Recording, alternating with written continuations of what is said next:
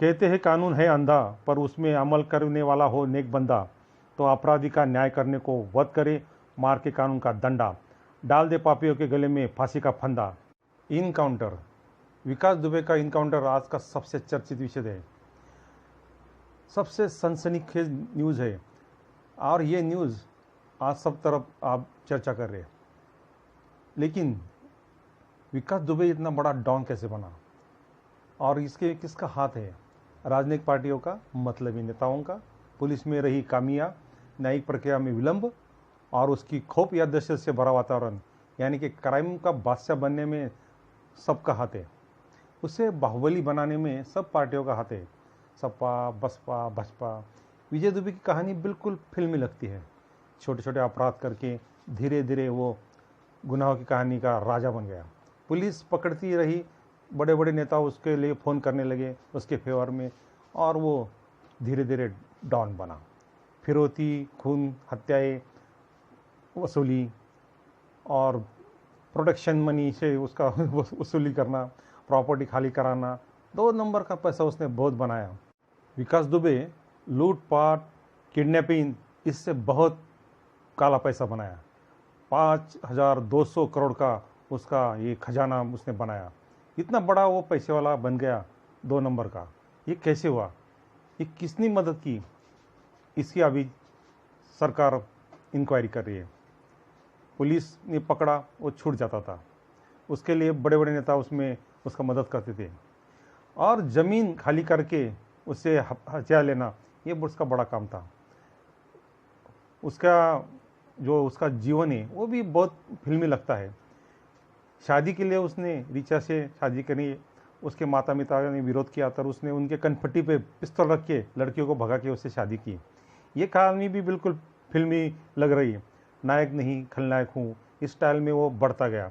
पंचायत की इलेक्शन ने उसमें लल्लन वाजपेयी को खूनी हमला करके जख्मी किया और उसका रौब बढ़ता गया और वो डॉन धीरे धीरे बना, बाहुबली बना। प्रशासन की नाकामी से वो बलशाली बना। उसे अरेस्ट करने आई पुलिस पर उसने फिल्मी स्टाइल में कातिलाना हमला किया।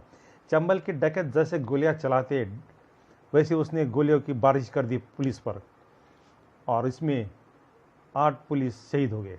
पुलिस शहीद हुए। पुलिस की शहादत से पूरा पुलिस फोर्स हरकत में आया, प्रशासन भी जाग गया। इंक्वायरी में स्पष्ट हुआ, कार्रवाई से पहले पुलिस स्टेशन से फ़ोन आया था। पुलिसी चक्र में 5 पुलिस सस्पेंड हुए। संबंधित सबकी इंक्वायरी हुई और पुलिस फोर्स सब तरफ दुबे को ढूंढने लगा। कानपुर का पूरा इलाका खंगाला गया, पर दुबे नहीं मिला। दिन रात सर्चिंग होता रहा। अचानक नाटकीय ढंग से उन्होंने खुद को महाकाल के मंदिर में सरेंडर किया। शायद उसे उसकी मौत की आहट लगी थी। पुलिस के गोलियों का उसे भय लगने लगा था। पुलिस ने उसे अरेस्ट करने पर भी उसकी अकड़ कायम थी। विकास दुबे को पुलिस ने हवालात लाते वक्त रास्ते में उसका इनकाउंटर कर दिया। भैंसों ने पुलिसों की मदद की। भैंसें बीच में आई और पुलिस की गाड़ी का एक्सीडेंट हुआ, गाड़ी पलट गई।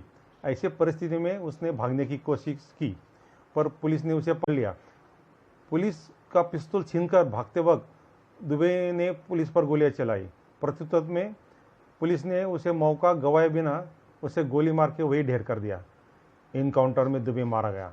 बड़ी ब्रेकिंग न्यूज़ हुई और ये ब्रेकिंग न्यूज़ चैनल से रिसने लगी, सब तरफ उसकी चर्चा होने लगी। पर मानव अधिकार वाले बुद्धिजीवी लोगों को बात कुछ हजम नहीं हुई, पर आम पब्लिक खुश हुई। उन्होंने राहत की सांस ली। पुलिस वाले के विजय के चर्चे भी हुए। क्या इसके पहले इनकाउंटर नहीं हुआ? इसके पहले इनकाउंटर नहीं हुआ। तेलंगाना में पुलिस ने डॉक्टर लड़की का अत्याचार करके हत्या करने वालों को इनकाउंटर किया था।